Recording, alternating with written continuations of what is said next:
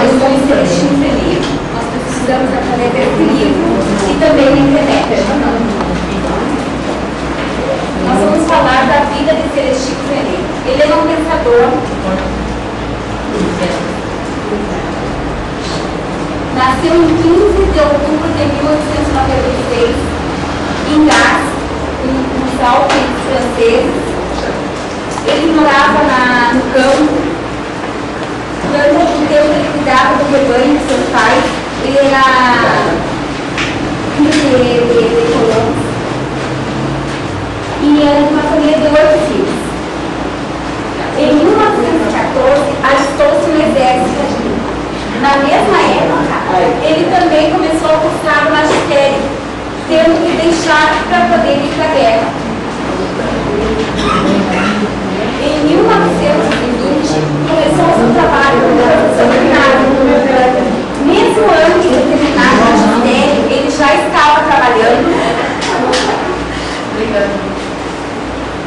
Quando ele foi para a guerra, lá ele sofreu com os gases tóxicos e ficou muito bem pesado em algum pulmão. Voltando, em 1920, começou seu trabalho como professor primário. Só que como a doença agravou muito, ele teve que começar a trabalhar com tipógrafo para auxiliar na atividade em ensino. E conforme ele falasse muito, ele cansava e a sua respiração prejudicava. Então ele achou melhor trabalhar com tipógrafo. Já em 1924, criou uma cooperativa de trabalho com professores de Voltaire, dando início ao movimento da escola moderna na França. Desde pequeno, ele não gostava do método que os professores usavam, não gostava de cartilha, ele queria inovar. Então ele montou uma cooperativa dando movimento a uma escola moderna, trabalhando com investigações, tipo o trabalho que nós fizemos hoje, que nós estudamos, tá? Então ele começou a usar métodos novos. Levava os alunos para o campo, fazia trabalhos de passeio, usava trabalhos com a imprensa. Em 1925, ele conheceu a artista plástica Elise e começa o trabalho com a sua ajudante. Ele apaixonou-se por ela e em 1926 casou-se com ela e anos depois teve uma filha chamada Madeleine Freire. E escreveu o livro A Imprensa na Escola e cria a revista Lagero, o Ramalheiro, composta por poemas infantis. Em 1935, ele inaugurou sua própria escola, tá? Com suas esposas, pouco antes da Segunda Guerra Mundial. Aí, ele pegou, né, para montar a escola dele. Em 1940, ele é preso, mudado para um campo. Ele não foi para o presídio, foi para mudar para o campo, para ele ficar preso. A concentração de base, ele ficou gravemente doente, tá? Ficou gravemente doente. Mesmo quando esteve preso, ele deu aula para seus companheiros. Tá? Ele escolheu 25, né, companheiros dele para ele dar aula para eles. Porque ele era o sonho dele, era ter essa escola, então ele, mesmo preso ali dentro, ele não se abateu, ele ficou ali, né, e escolheu 25 daqueles colegas para dar aula. Bom, aí em 1966, morre na cidade de Penza, na França, Celestino Freire. Sua esposa continuou, após sua morte, um movimento e manteve viva a memória do esposo dela. Era uma coisa assim, que ela também lutava, ele mais queria, ela seguiu lutando, né? A memória dele para ela não morreu nunca.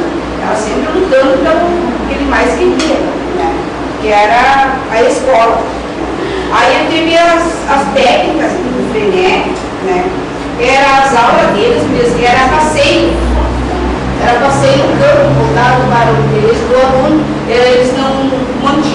alunos dentro da sala de aula. Tá? Eles pegavam os alunos, o que a gente entendeu, assim, eles pegavam os alunos e saíam para fora da sala de aula, da aula, explicar o que era uma árvore, o que era, tudo que ele encontrava, ele explicava para os alunos. Então era aula no passeio. Uma aula diferenciada. Era uma aula diferenciada mesmo. Né? A autoavaliação era de fichas criadas por Freinet, preenchida pelos alunos, como forma de exercício de aprendizagem. Eu creio assim, ó, que os registros que ele diz que as fichas eram tipo dos diários que antes a gente tinha, sabe? E cada um tinha seu diário, contava tudo que fazia, lia. Chegou para mim, né, o que a gente leu pela vida dele, chegou para mim era isso aí, né? Os alunos conforme o registro de aprendizagem. A autocorreção na modalidade de correção do texto feita pelos próprios autores, pelos alunos. Eles faziam os textos, tá, os passeios, e eles mesmos corrigiam, né, sobre a orientação do professor. Né, o professor fazia a correspondência escolar, atividade largamente utilizada por Freinet, na qual os alunos se comunicavam com os outros estudantes de outras escolas diferentes. E eles se inscreviam, eles mandavam carta para outros Faziam uma troca, né? Então, claro, eles estudam, eles faziam umas trocas.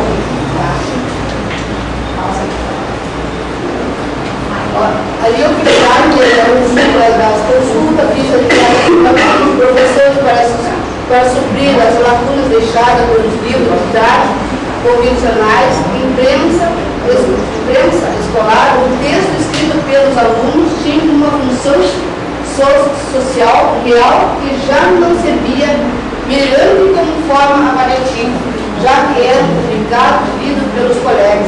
Então eles achavam que não eram avaliativos para eles, porque já que era publicado por eles e eram corrigidos pelos colegas, então para eles não era avaliativo. São impressões, sentimento, pensamento e formas variadas no qual o caso existe de todos os anos escolares de cada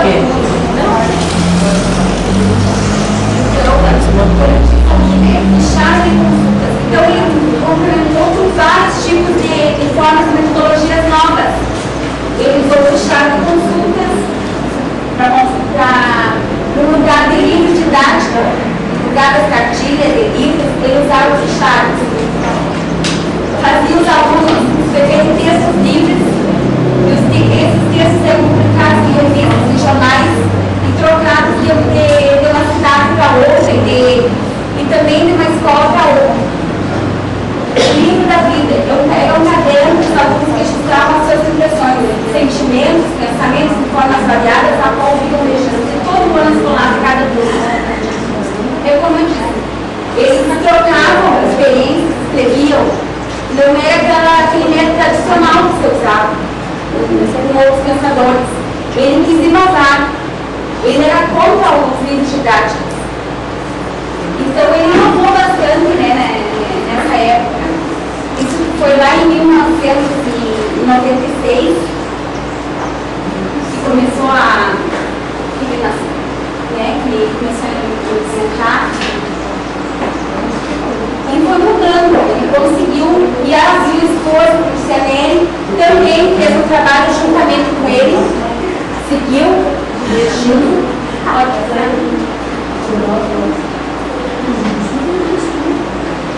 Ele teve um plano de trabalho de atividade realizado em pequenos grupos sobre a orientação do professor, tá? Que nem nós fizemos os pequenos grupos sobre a orientação do professor, com base em um determinado assunto, tema, desenvolver um plano a ser realizado num determinado tempo. Ele tinha um plano, tá?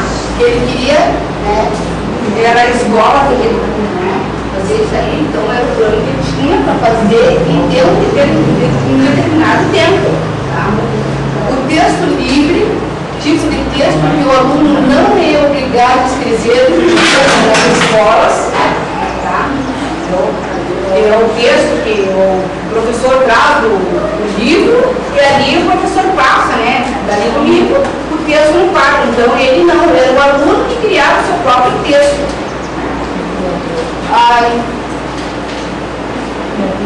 nas escolas tradicionais. O tema e o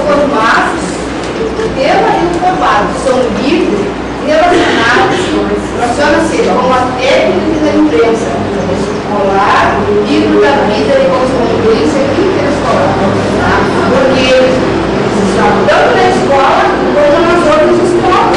Então era uma correspondência interescolar que ele, né, era o... E ali ele foi preso pela segunda vez porque ele era comunista. E como ele criou essa escola, os outros não aceitaram. Então, os governantes, né, ele foi preso dentro da própria prisão, ele trabalhou com a alfabetização, continuou fazendo seu trabalho, escreveu vários livros dentro da prisão. A sua esposa ficou lutando para ele sair. Quando ele saiu, ele montou a cooperativa. Dá pra te colocar na cara. Quando ele saiu da concentração de Var, ele montou em 1914 uma cooperativa de ensino leigo que reunia mais de 20 mil pessoas. E em 1956, ele lançou uma campanha nacional para identificar os alunos na sala de aula, lutado por 25 alunos em cada classe. Então ele foi defensor, né, da escola moderna, da escola nova. Ele inventou também, que eu gostei dessa parte aqui, ó. Suas propostas de ensino estão baseadas em investigações a respeito da maneira de pensar da criança e de como ela construía seu conhecimento. Através da observação constante, ele percebia onde e quando tinha que intervir e como despertar a vontade de aprender do aluno. Que é justamente o que o professor de hoje ele se preocupa com o aluno. Né? Ele não quer que o aluno saiba somente o que está dentro dos livros. Ele quer que o aluno aprenda também, traga dentro da sala de aula o seu convívio, a sua realidade do dia a dia. Porque muitas vezes não interessa para o aluno que está lá longe, interessa o que ele está vivendo agora, o atual. Né? Então, naquela época, ele já tinha toda essa preocupação, a observação e a investigação.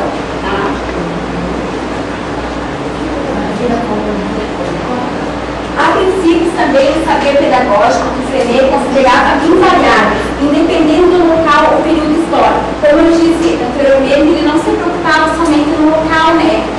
Para ele, aonde ele estivesse, fosse no campo ou dentro da sala de aula, ele procurava sanar o problema do aluno, trazer materiais diferentes para ele. Tá? Então ele se preocupou muito com o aluno e não somente com o material pedagógico. Esse foi o nosso trabalho, eu achei bem interessante, porque ele fez a gente refletir bastante também, né, sobre a educação de hoje e como era antigamente. Então, para a conclusão, a democracia da manhã se prepara para a democracia da escola. Essa é a frase. Porque o anel para mim é uma realidade. A democracia da manhã, a gente se prepara para a democracia da escola, né? Para mim é assim, nós estamos se preparando, nós estamos se preparando para a